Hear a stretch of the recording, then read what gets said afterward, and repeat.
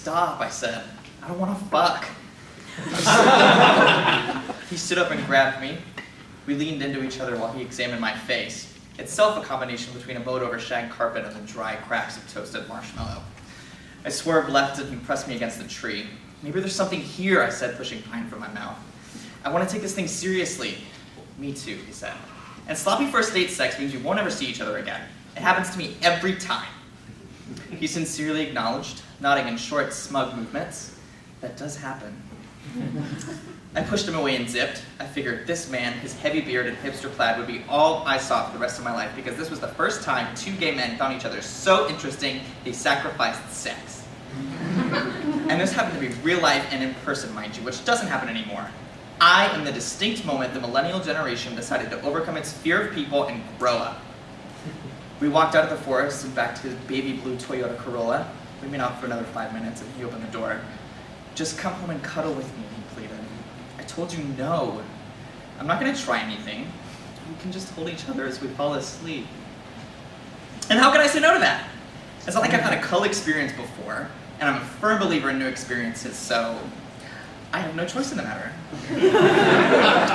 We got to his trashy white room, a pile of dirty laundry at the foot of the bed, and he pulls up a portable fan and points it away from us toward the door. Can't sleep without a little white noise, he says. We got undressed, down to our underwear, and I was actually trying to sleep, but he kept asking me questions like, what was my favorite TV show? What do I like? What do you like to do? Things you really shouldn't ask someone when they're trying to sleep. Not that I'd really know what two people talk about when they're trying to sleep, but we were on our sides. I was holding him, nuzzling my nose against the back of his neck, and I pulled out my arm from underneath him because this motherfucker is too damn hot to hold all night. And after an extended silence, almost completely before I dozed off, he moved his face toward the ceiling, and in a way that would have made Vivian Leigh quiver, he looked at me and said, "You could at least tease me." Do straight people know about these rules? Does someone just have to call me a cock tease to get me in bed? So I started to slowly suck him off, lazily pulling back every now and again because I wanted to know I'm still uncomfortable with this. Sweat dripping off my brow because I've been under the sheets for so long. But he turned me over and climbs on top of my stomach, so I'm getting aroused, and this is not where I wanted to go. I did not want to have sex tonight.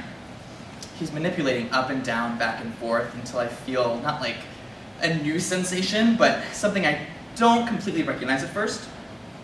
Whoa, wait, I said. Am I inside you? I think so, he replied. I thought we decided not to. We did, he said. But he cut off, slow, passionate gliding, too much for words. If I was going to get an STD, I would have caught it by now, so we might as well fuck at this point. But this motherfucker's gonna pay. How could I be so naive to actually believe anything he said? I'm gonna fucking pound this bitch. He needs to know he can't ever do this again. I lean up, turn him over, bend his knees, and although I'm trying everything I can to make him understand, all he sees is pleasure. And I'm a little violent, like, maybe this got out of hand. He liked me enough to manipulate me, and I felt forced into aggression. And yes, it's over now. We're lying next to each other, breathing heavily, catching glimpses of each other while we recompose ourselves. But I'm not sure that's the way it's supposed to be. He didn't notice my small quiver, a national reaction considering everything I was feeling before. I can't decide if I like sex, I thought, or relationships, or maybe I just need to see this through to the end. We caught our breath. It slowed to an easy pace as we fell asleep. But although, yes, this was fucked up, and I'd rather not have this experience again, and if I knew any better, I would have left and found somebody else. But I still felt connected to him.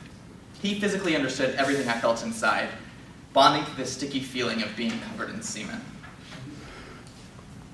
I would now like to introduce